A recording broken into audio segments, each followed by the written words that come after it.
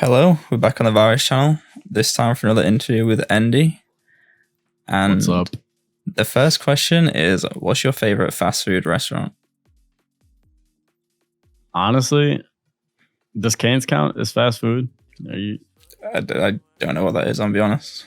Oh, okay. Well, Raising Cane's is like this crazy chicken place, and it's definitely my favorite. I don't eat there often because like I never get to go. It's so far, but I'd say Raising Cane's or like I don't know.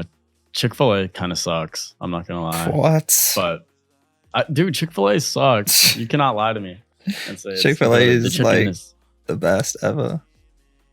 The chicken is garbage. Even the nuggets. Be honest. Nah, if you get that ranch, you know that ranch. Like their ranch is crazy. I've never had the ranch, to be honest. But what do you get from Raising Cane's? I get a Caniac combo. It comes with 6 chicken fingers, Texas toast, 2 cane sauces, fries, and a drink. And it's like that sounds OD. It is a lot. It's only like $12 or $13 though, so it's not like that's not bad. It's not like no, it's definitely worth it. So I saw you was playing Fortnite earlier. What do you think to the new no build mode? Yo, okay. It was cool for the first, it was cool to change it up because they have like people who are insanely good at building, and I'm not the best at building, but like I'm really good at like aiming, and that's the only game mode that they've ever had that like all the crazy crack kids sucked because none of them can aim for shit. Like they're all garbage. So I was definitely excited when that shit came out, but now we're back to normal. So the mode's gone now. No, it's there, but it's like it's not like it wasn't optional at first. Like it was like everybody had that game mode. Now it's like optional. But now the only people that play that game mode are like people who are crazy good at aiming because like they don't want to build. So would you say you're good at Fortnite? No. No, not at all. I'm occasionally all right. That's how I'd put it. But other than that, no. Are you a keyboard mouse? Yeah, for sure. I cannot play controller. I used to be able to, but I got so like accustomed to playing keyboard and mouse that now that's all I play. Okay, so where are you from and what was it like growing up there? I am from a very small town at the very like bottom of Louisiana. It sucked growing up here. I'm gonna be honest. So you know how like you're familiar with like the Amish religion, right? You know how like they have like no all right, bro, hold on. You know how they have no technology or anything? Yeah. That's how it was as a kid. Like we had technology, but it was like maybe like a camera. Like that's like all I really like had. And then we like I don't know. It's just not like people don't really use until recently. Like the past 5 years, people have started like using their phones all the time. Because I mean, I feel like that's just everywhere. But like we used to, as growing up, we used to like go crawfishing. We have like crawfish ponds, and we used to like go catch them in traps and shit. And we used to just like fish all the time. That was it. And it was just like fishing and crawfishing, and that was it was basically it was crazy, but it was terrible. The people here. So not the best. Was it like a round of like, are you around bodies of water? Yeah, I'm like 5 minutes from the Gulf of Mexico. Shit. Which is like, I don't know. We have a beach, but it's like brown sand, really gross. The water is not like it's brown water. The oil spill happened in it, so like, you know, it's not very sanitary. But people still swim in it, bro. I don't understand that. That's awful. It's tragic. What about school? What was that like? Well, I didn't have much of high school other than online. But online, like, gave me the opportunity to focus on music, so I'm not stressed with like about that at all. I mean, school and like middle school, and like I had a middle school experience. Like I actually went to school for middle school, and I don't know, it kind of sucked. It just sucked. It was like, I don't know. It's just school. Nobody's really like crazy about school, you know? That's fair. Oh, so what about, it's kind of a random question, but so you're from Louisiana. What do you think? Yeah. What do you think to NBA Youngboy, and what do other people that you know think to NBA Youngboy? I personally love NBA Youngboy. I think NBA Youngboy is so hard, bro. And everyone here, it's all they listen to. That's I mean, so hard. okay, so it got played out to a point where like everyone that listens to it, like, nah. What made me start to dislike him for a little bit was when people were posting on their story. You know, those like people will post like little like edit videos with sad quotes on them. Yeah. And it's playing like some NBA Youngboy song, and it's just like that made me hate it, because that's like everyone here has the Snapchat middle school mentality. If that makes any sense. Yeah. But yeah, is he like a god there, like amongst like, or is it like not that deep? Dude, no, definitely for some people, bro. Some people religiously listen to Youngboy, and like I'll never get it, but like I don't know, he's hard. Youngboy is hard. Like that's all they play at parties. Like if I ever go to a party, that like any party I've ever gone to, it's just Youngboy. That's fine. It's crazy. So who was you listening to like growing up? Dude, I'm gonna be honest with you. I haven't really like, I never used to listen to music. So like I started listening to music probably like heavily like 5 years ago. Like 2017 is probably whenever I like started to like listen, and it's like SoundCloud scene. Other than that, I used to listen to like, I mean, like my dad used to like the Red Hot Chili Peppers. Everyone in my family used to like them. So I used to like, it was just like background noise for me. It was never like music until like 2017 when I started listening to like X. My brother put me on to X. And then after that, I just dived down like the SoundCloud rabbit hole. You know what I mean? Yeah. I feel it. And when did you start taking an interest into actually making music? Probably like an interest, I would say 3 years ago, but I never really started anything serious up until like a year and a half ago, maybe a little over. Like I might be coming up on 2 years now very soon. I think in July.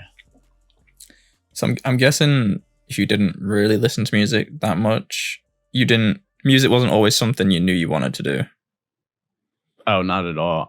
My whole life I wanted to be a lawyer or like an attorney. It sounds super corny, but I had this like super like the mentality, like what kind of attorney I wanted to be. I wanted to like help out poor people who can't afford attorneys, but like still provide. Like this was all in my head. Like this was just like I wanted to help out people who were less fortunate, and just help them at like a lower budget cost. And that all started just because my grandfather was exactly like that. That's what he did for a little while. So that was definitely it. So you didn't really listen to music that much. Then you started listening to like the SoundCloud stuff. So what inspired you to actually start doing it? Definitely my brother. My brother, for the longest time, he used to make like, so he started out on Audacity, and he had like Audacity and like just like, I think it was like a Yeti, and he used to record on that. And then one day I went in his room, because like he would never let me in his room. He was always like, because I was like the annoying little brother, you know what I mean? And so I went in his room while he was recording, and I was like, I really wanted to just try it because it looked fun. So I I did like a really bad verse on this one song, and he loved it. He was just like hyping me up because it was like funny. And after that, I was like, holy shit, like that was fun. So I started doing that. Me and him made like another song after that, but he was definitely the reason I got into all of it. And you have your own sound now, but then when you started, what kind of style was that? Oh, dude, I was biting everyone. I was biting like you got to think it was like 2020 basically. I was biting like old Curtains, old Lou, old Glaive, old not old Eric. Eric was like a different sound, but like just that like annoying ass hyper pop. Like the shit that if someone made today like would get banned from anything. Mm. That's what I was making back then. That's funny. So how did you learn to record yourself? Was it your brother? He definitely showed me a lot on how to do everything on FL. Like he showed me the basics. And after that, it was just like YouTube and like help of other friends that kind of helped me like navigate it all. Do you have any FL secrets or tips? I'm trying to think of something that like people don't really know of. Honestly, no. I learned everything from YouTube, so I feel like if anyone needs to like, you can find everything on YouTube, literally everything. I mean, other than don't put the fruity limiter that stays on your master. Don't keep that. Other than that, it's like really nothing. And that's probably it. Would you say you have a favorite plugin or maybe an underrated plugin? OTT compression is a free plugin. Fresh Air, which is, I forgot the company, but most people know about Fresh Air. I use a lot of Waves plugins. And then maybe like, I don't see many people using Fruity Delay Bank, but I think Delay Bank is super sick. Oh, and Stereo Enhancer. Stereo Enhancer too. Fruity Stereo Enhancer. And do you have any general advice for artists that are starting out? Every single thing you make, drop it. Whether you think it's bad, drop everything. And don't stress yourself out too much about when to drop stuff, or like don't like whenever you're just starting, bro, just make something, drop it, promote it as like to whatever extent you can, because you got to think like you're not always going to be like, normally when you just start you're not going to be incredible, so like putting a lot of time into promotion on something that is probably not the best just because you're starting, like it's not your full potential, is not a smart idea. But I would say just have fun with it. Don't even like don't think too much about anything. Just have fun with it, and over time you'll do better. That's good advice. That's pretty different advice what people give. I like that. Yeah, for sure. So I don't want to judge too much, but I'm going to guess most people where you live are pretty close-minded. So what did they think, if they know, to your music? They don't. They don't. Like I have very select few that know. Like maybe like probably like 10 people now within a 4-hour radius around me. Mm-hmm. Probably only like 10 people know. And I haven't so everybody knew back whenever I wanted to start making music, because my brother like went to the same schools that I did. So like they knew him and they knew what he did and they knew that I was his brother. And then he dropped that one song that had me and him on it.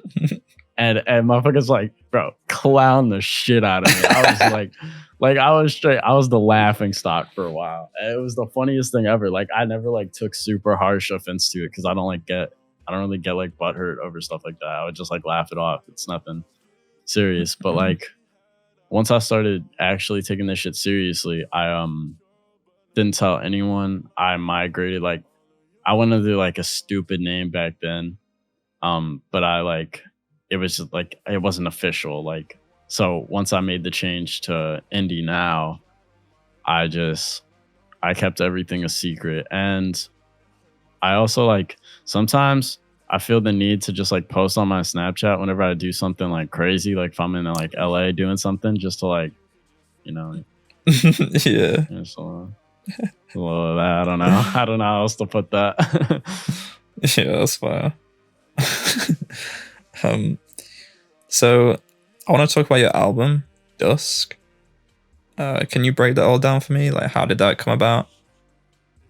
It originally started, so my friend David Halo, very close friend of mine, super fire. I never really had an idea for an album until I like met him and saw that he was the first person that I noticed. I was like, holy shit, like he's like a smaller artist and he's putting out albums and like that's just like how he does it.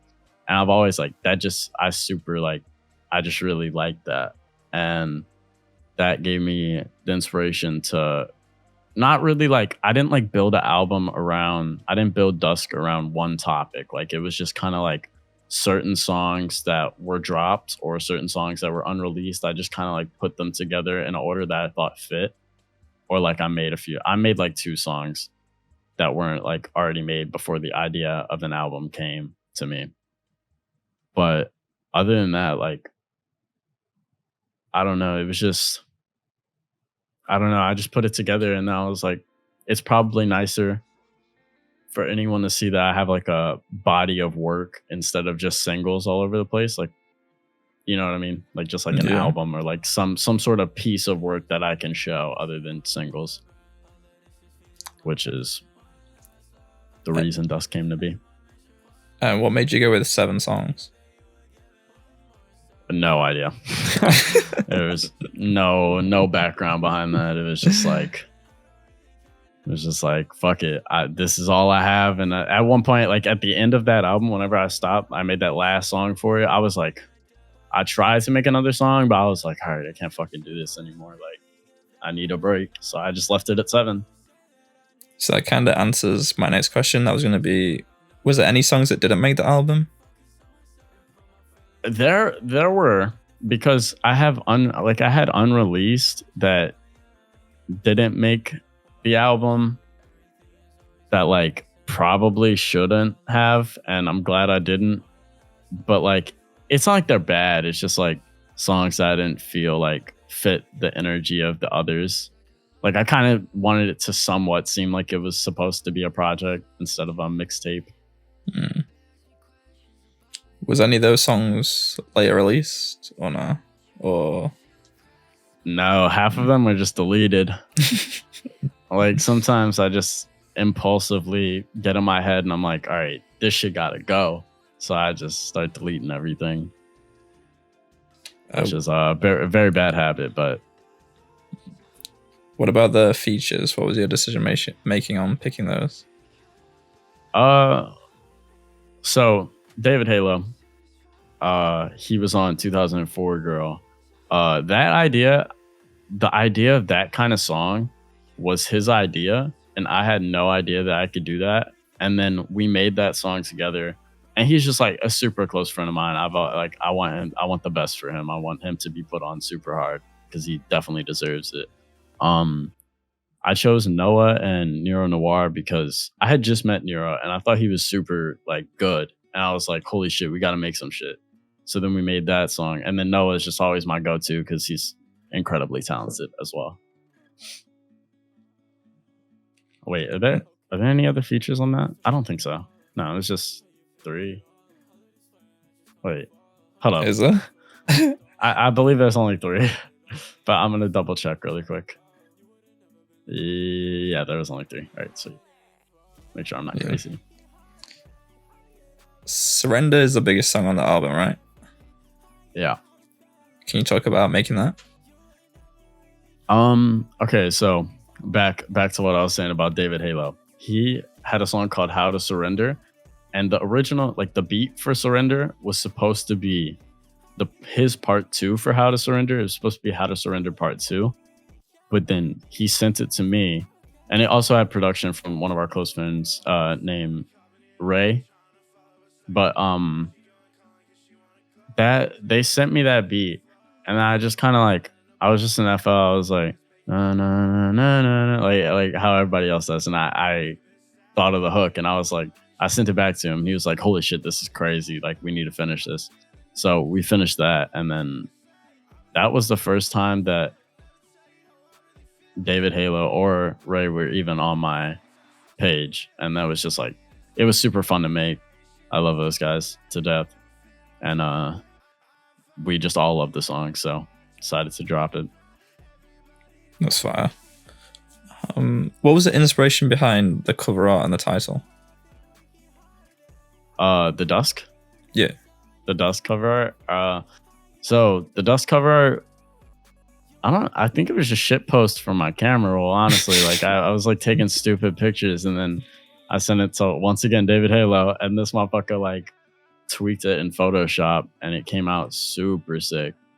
The title, also shit post. I was like, the fuck do I call an album, bro? Like what is this? I was like, I have no idea what to call this. And then I was just thinking through my head, I was like, what are some cool names? And I was like, oh, Dusk.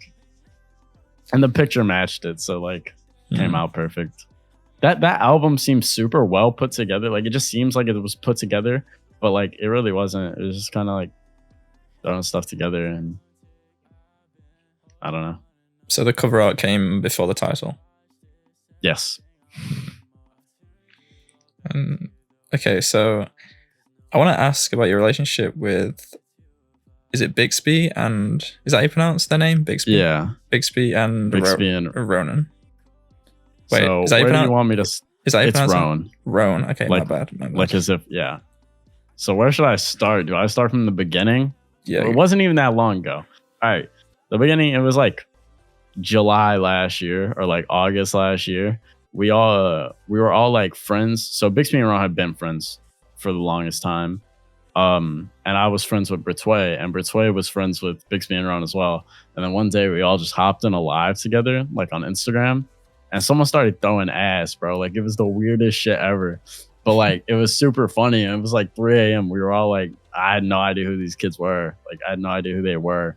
And I was, I don't know. After that, we just got in a VC and we started playing games together. And then we had the idea of a boy band, because we all like the Jonas Brothers and shit like that. So we were like, yeah, we're going to be them.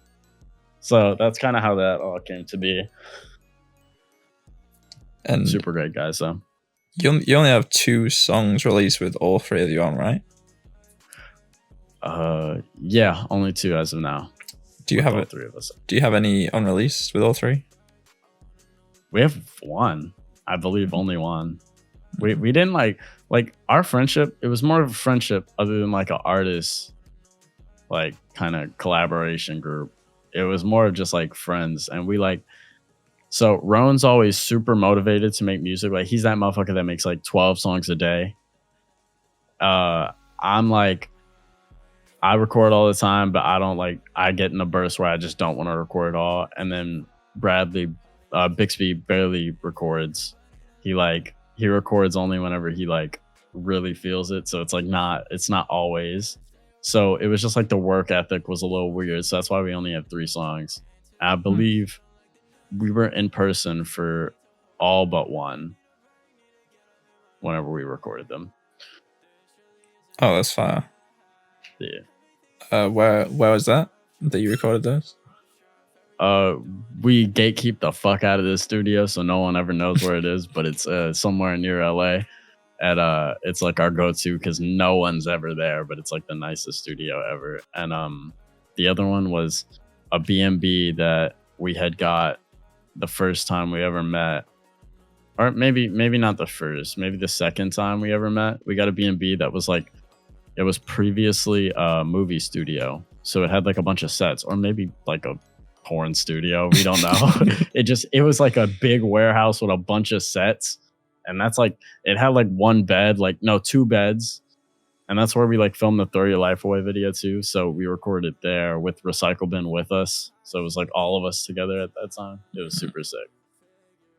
So that was gonna be my next question. How was it shooting that video? Because It looks like you're all having a lot of fun in that video. It was so fun. It was it was probably the best time ever. So it was me, Roan, Bixby, Sachi 6. I don't remember if Kennedy was there. But there was a lot of people. That's all you need to know. There was like a ton of people at that B&B. Like, I think even like Rockstar Bebo and Heaven Spyro were there.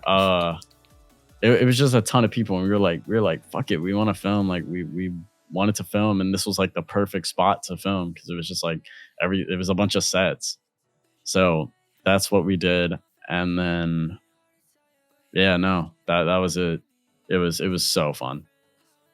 And it was like right after our first show, like ever. It was literally like immediately after. We met the filmer, Flameboy and Crafty. We met them at the show, and they were like, yo, we know like y'all are super hard. Like, can we film something for y'all? And that's how that happened. Damn, that came about fast. Yeah, it was very impulsive. All happened in one day. The idea of it wasn't even there like before that day. And the song or the video, like it was all done one day, I think. And that's Throw Your Life Away. When you made the song, I know you said like it's a really short time between that and the video being shot, but when you made it, was you like, we gotta do a video for this type shit? So we heard Bixby's hook and we were like, holy shit, this is a hit already.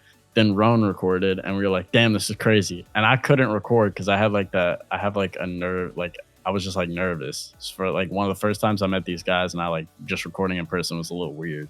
So I didn't actually record my part that day. So whenever we were filming the video, I have a mask on. I didn't have a part written. It was just what the fuck? So I was never, it looks like I'm saying stuff. I was never saying a word that whole thing. I was just like, it was just like the beat was going like burn, burn, burn, burn. And I was like, yo, that's insane. And I didn't know the lyrics because there were none. So once I got home, I recorded and it worked. That's so funny. I never even thought of that ever happening ever. That's funny. Nah, it was just because I had the mask. Like it was perfect. It was literally perfect. And it was at the time where masks are like super acceptable. Yeah. Well, where I live, they kind of aren't anymore. No one gives a shit about it. But LA is still like that. And do you plan on doing more music videos in the future? Oh, for sure. I think I should be doing one in May. Yeah, whenever I go to LA, there was this like film company that hit me up wanting to do a video. So we're going to get that done. That's hard. Not sure for what song yet. I think it's going to be my next song, though. Okay, so I want to ask you about Smackdown. Because how did that happen? Because I remember when you dropped it, you barely had any followers on SoundCloud. All right, this is a story that gets twisted and turned throughout my whole career. And it was just like, okay, so it all started. Eric DOA's birthday, 2020. Or, yeah, I think it was 2020. It was 2020. So Eric DOA's birthday, he had like a little Discord birthday bash. And he was recording what was supposed to be the last Dante Red song, which it wasn't, clearly. And he didn't really fuck with it. So he's like, I'm going to drop the open in chat. Whoever gets it, gets it. So he dropped in chat for like a second and I downloaded it. And that's how it all started. Then after that, I was a big fan of like everyone. And normally like this might have been fucked up of me at the time. I think it made a great song in the end. So I do not regret anything. But like, I was like, at the time when I got the open, I was like, yo, I have this Eric open that I'm wanting to get a couple people on. Would you be down? And the first person I asked was Funeral. And Funeral's a great person, super nice guy, crazy at music. And he was like, yeah, for sure. So he got on it. And you have to think like, once you have Funeral and like an Eric song, like you can basically almost get anyone. So what I did was I was a huge fan of Chach. So I hit up Chach and I was like, yo, would you want to get on this? And he didn't believe that I had it. He like didn't believe me because I had like no followers. It was like so random out of nowhere. I was like, yo, would you be down to get on this? And he was like, yeah, for sure. No, he thought I was lying at first.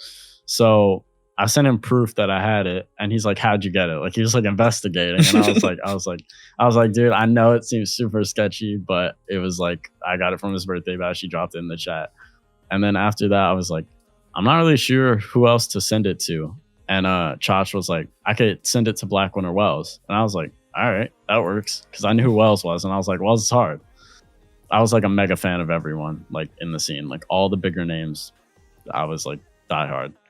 And then I started picking like I picked Tay Paradox because I really fucked with Tay Paradox's sound. He sounded like no one else in the scene.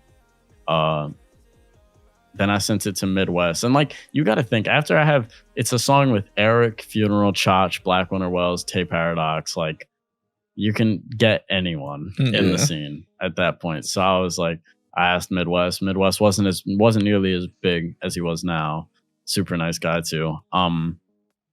I asked him and he was like, yeah, sure. So he got on it, and then I texted Alden on Twitter and I was like, yo, like this song's already stacked. I was like, would you want to be on it?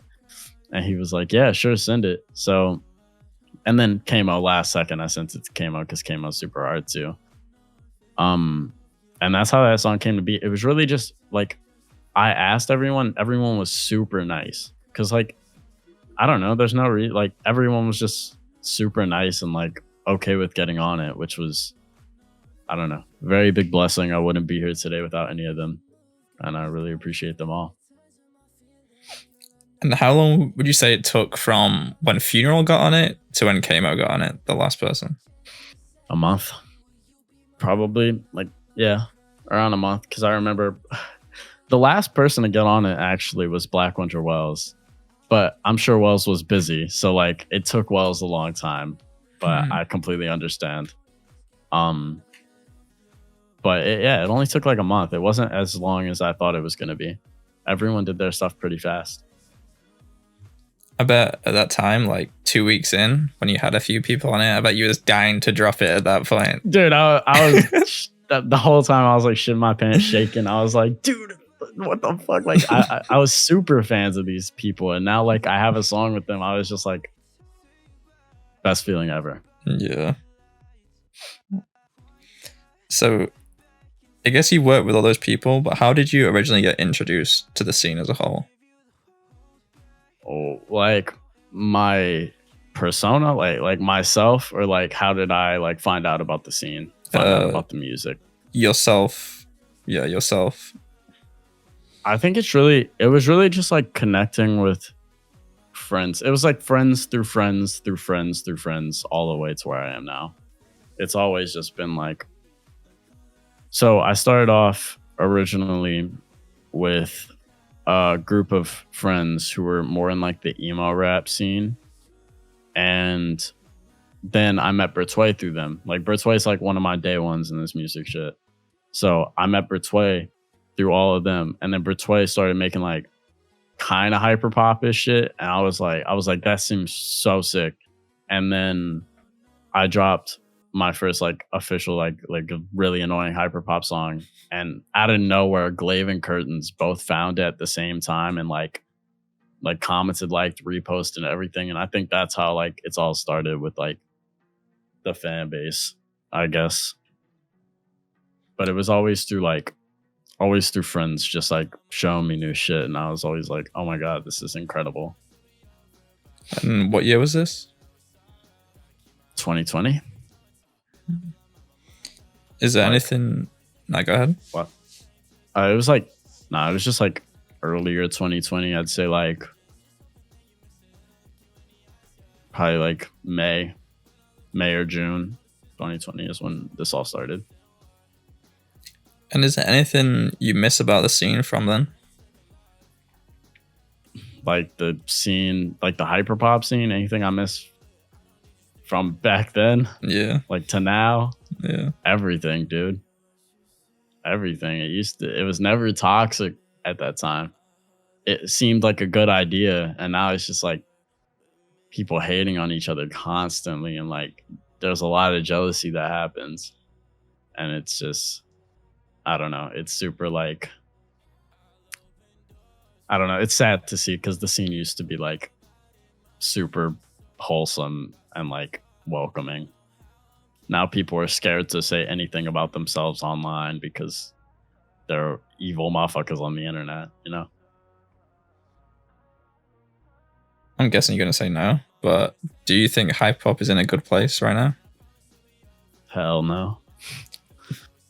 I think it's in the worst spot it's ever been. No, actually, like 4 months ago was probably the worst spot it's ever been. It's getting a little better. But everything, like there's new stuff that pops up all the time that just makes things complicated. Do you think it can go back to how it was? No. I think it was a much different time then. It was like quarantine, so everybody's mindset was altered. Now we're starting to see like how people really are, if that makes any sense. People are getting more comfortable. And I don't know. It's crazy. Are there any artists in the scene that you want to work with that you haven't yet? Yes, but I need to... Oh, wait, that I haven't with yet? Let me pull up my SoundCloud likes really quick. Because definitely so. Because you kind of formed the Avengers on Smackdown. So there's a lot of people already ticked off right there. Yeah, that's why it's making it kind of like they're not really in this scene, the people that I want to work with. It's more of like, I mean, I would love to work with 8485. I'd love to work with Underscores, Gabby Start, Ryan Lehan, Aldrich, like all of them, that whole, like, it's like a different side of the scene. It's what I call the IRL hyperpop. This is the online side of hyperpop, and then they have like the IRL side of hyperpop. What are your opinions on TikTok? I mean, as an app itself, I think it's horrible. And it's just, I don't know. See, I'm on there sometimes. I blew up because everybody thought I was 14 and homeless in New York.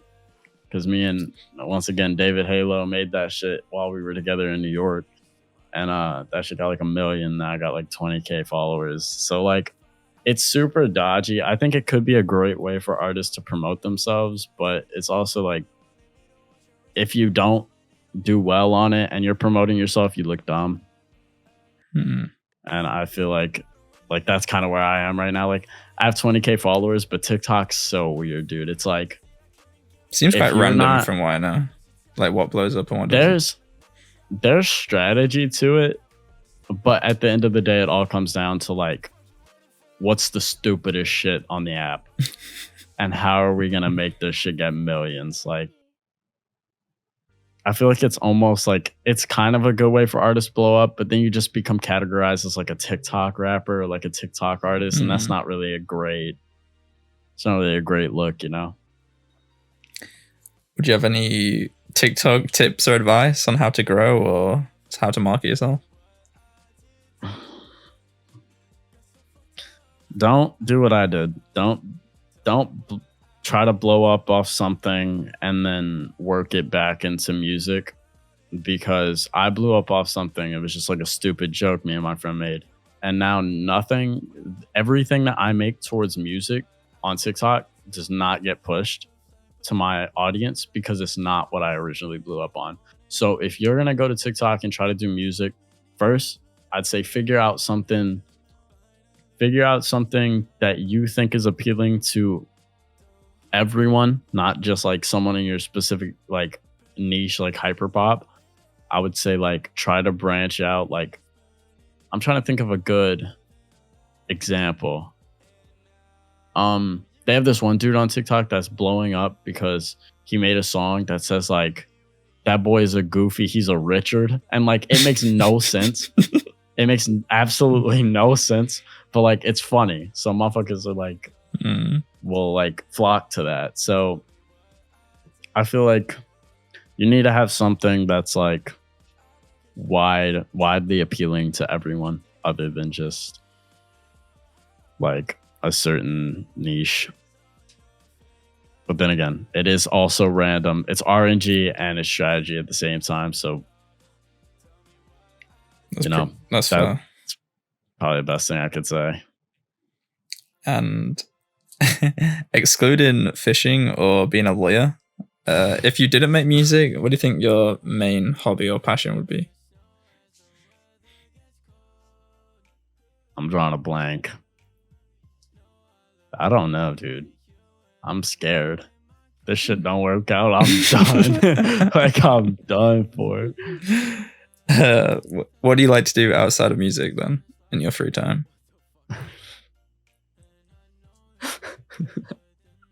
I don't know, dude. I really don't. I mean, I hang out with my girlfriend. That's like, can I make money by doing that somehow? Like, figure that out. Like, that'd be a pretty good job, hanging out with a girlfriend. Yeah, definitely. Okay, so I've got a few more questions, and I want to talk about your new single, "Help Me." Sounds pretty crazy. Can you talk about that? I think it's my best song to date. I know it's my best song to date. I had like 4 prods work on it. I sat and mixed it for hours.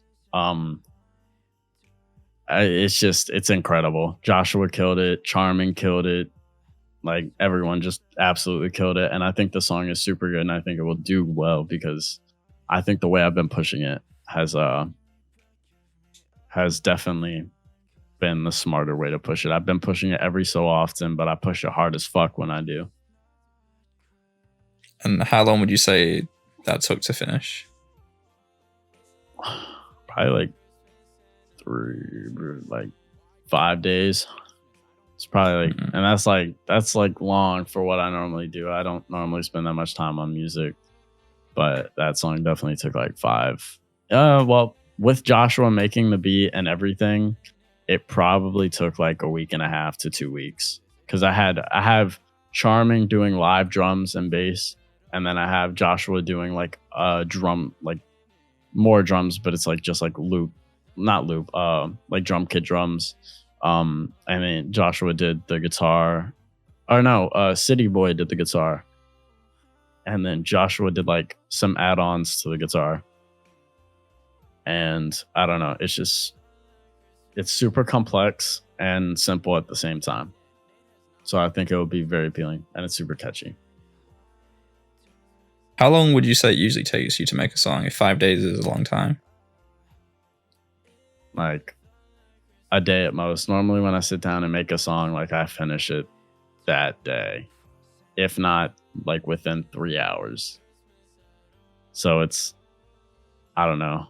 It normally good songs that I make take like a day because it's the ones that just like come naturally, and I never lose motivation throughout making it. If I lose motivation throughout making a song, I completely stop and just scrap it. What genre would you say Endie is? I don't know. I want to say pop, but it's not true. Like, as much as I wish I was like completely pop music, it's not true. I think like, I don't know. I do so much different stuff. It's kind of hard to like, I don't really like stay to one. I kind of do whatever I want and like whatever I like. So I'd say right now I'm very focused on like indie pop / normal pop / like super generic pop, like J-rock. I've been making a fuck ton of like Japanese rock. Well, just the beats, of course. Like, I cannot speak Japanese at all. But try, it'd sound horrible. Yeah, that's basically what I've been sticking to. J-rock is probably like my main thing I want to be good at because I absolutely love the melodies in all J-rock songs. Okay, so I want to ask you about DAMAGECLUB. Can you explain to people what that is and what your involvement is? I was really hoping you would ask that. Okay, so DAMAGECLUB it's a collective, but it's not like a music collective strictly. So it's me, David Halo, Carson, Carson Bliscoe and Eli VBH. And so Eli is more into like videography and like making like short films. We're all just like close friends. We're all close friends. So he's into making more of like short films. Super great guy. Love him. Carson, he's an actor, but he's also like he just helps out with a lot of the ideas, and he's like also a close friend of ours. He was in there before me. The original group was David Halo, Eli, and Carson, and then like the next day I joined. And then me and David Halo both make music, and David Halo also does like clothing designs, like all that stuff. So it's not really a music group as much as it just is like a friend group, and we post like anything that we do. So it's not just like music. It's more of like a clothing brand slash, I guess you could say clothing brand slash music group, but like it's just also like just art, really, I guess. Yeah, it's just like an art group, basically. Do you plan on? No, go ahead. I was just gonna say that's it. Do you plan on adding more people to the roster? As of now, no. Once we start to need more people, we may, but we wouldn't be adding for like, we wouldn't just add anyone. Like it wouldn't be like, oh, we're looking for new people to join Damage. It would have to be someone like close to us that wants to join and has the motivation to do it. Like no like random people, and it would never be like an auditions kind of thing. And if you was going to add someone tomorrow, let's say, what would you want to add? Would it be someone who does graphic design? Could be a producer? Honestly, like hardcore video editing would be crazy, because then we'd have a videographer, 2 musicians, a video editor. Like we'd have like everything we need. Yeah, that's fair. So it's And what would you say your plans are for 2022 with DAMAGECLUB? Definitely want to push more. So as of lately, I haven't like, I would say the backbone of DAMAGECLUB right now is Eli VBH and David Halo. They deserve like 80% of the credit, because they're probably the most creative when it comes to clothing, and that's mainly what we're like pushing right now. And they're also like, they're super motivated for it. I definitely see DAMAGECLUB becoming a more known / well-known name within 2022, if not early 2023. And I don't see it stopping at any point. We all have the drive for it. And you just dropped is that the tee you're wearing? The one you dropped today? Yeah. It's the DAMAGECLUB Endie Help Me tee. It's for the next song. But I dropped that. Yeah, that's fine. I really wanted to just do merch for myself in general. So it was like a great opportunity now having like the outlet to do it. What plans would you say you have for your music in 2022? Or what goals do you have? I want to be so rich, dude. I want to be so rich. I don't care what I have to do. Not true. But like I don't know. I want to live comfortably. I want to be able to move out. I want to be able to hang out with friends whenever I want. I don't want money to ever have to be an issue ever again. So I'm trying my hardest while still having the passion for this to make it into something this year. And I guess this is another question I can ask. How do you feel about signing to a label? I prefer not to, but I'm not like opposed to it. Like if I got hit up with a good enough deal, I'd probably only take a distribution. I don't think I would take anything other than that. Like I don't think I'd sign for X amount of years, but I don't know. Like it would just all depend on circumstance and planning, I guess. I don't know. It just all depends on, it's really just whatever happens, and it all depends on each other. And where do you see yourself 5 years from now? There's two sides of this. So the good side, hopefully super rich and super famous, and then faking my own death. So that way I can move to the mountains remotely and have a goat and 3 ferrets. And then there's the bad side. And that's like living under the bridge. Like I don't know. I don't have any fallback, so I'm hopeful for the good side for you. I really want to go in 3 ferrets, dude. It sounds so nice. Is there anything you want to say that I didn't say that you think people should know? Well, I want to put one person on super hard. I want to recommend everyone to check out David Halo. David Halo. He is incredibly talented. I wouldn't be even close to where I am without him. I'm super appreciative for him. And that even all of DAMAGECLUB, they all mean the world to me. So I just want to make sure they get the recognition they deserve. I'll link their socials in the description of the video. Is Caponeti there? Yeah. Do you have any questions for Endie? No, not that I can think of. Okay. I have one final question. Go for it. And that is, what is the meaning of life? Faking your own death in 5 years from now, getting a goat and 3 ferrets, and moving to a remote house in the mountains. And also, I want to have a room. I think everyone should want to have a room where their ferrets can run. It's dude. I'm really hoping that's how it pans out. Like, you have no idea. Why ferrets? Bro, have you ever seen them, motherfuckers? Have you ever seen them? You saw how they run, bro? They're like long squirrels. Like, it's hilarious. I heard they stink, but that's all right.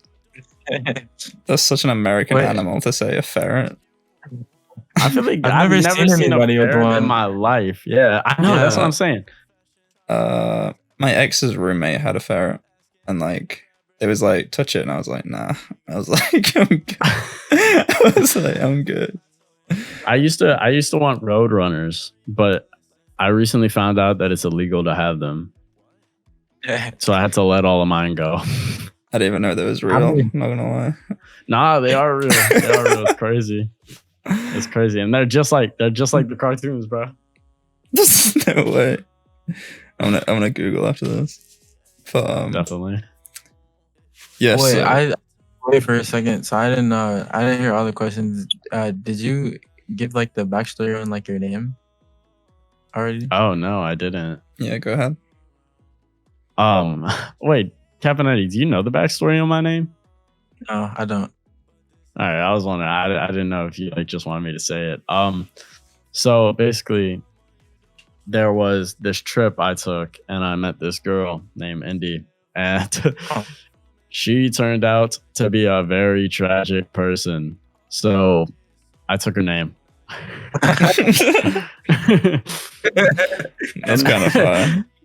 That's it. That's all it came to, really. I don't know. That's kind of hard. I know. Like, she's just terrible. So I just took her name. Does she know that? I haven't seen or spoken to that girl in ages. I hope one day she knows. Imagine if like she sues you one day. She can't. It's just a name. Unless I'm gonna copyright it and sue her. Be like, trademark. Get rid of my name. Yeah, get rid of my name. Imagine she just Googles herself and just sees you. Literally, I'm gonna give her nightmares. Yeah. So I'm not sure when this is gonna come out, but I want everyone to go listen to "Help Me." If this drops before "Help Me," it drops 15th of April, right? Yeah. Yeah. So yeah, I appreciate you doing the interview. Thank you for having me. Of course.